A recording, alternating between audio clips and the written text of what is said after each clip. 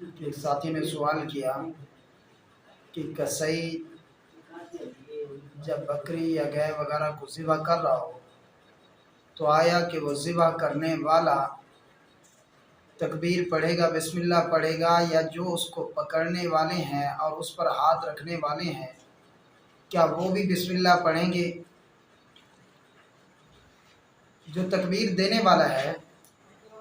صرف بسم اللہ وہی پڑھے گا،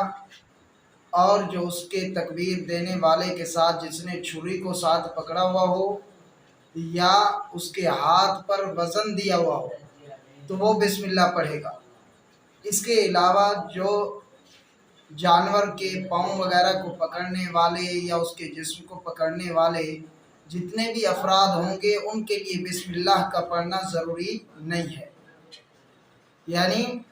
جو آدمی تکبیر دینے والا ہو یا اس کے ہاتھ پر ہاتھ رکھ کر زور دینے والا ہو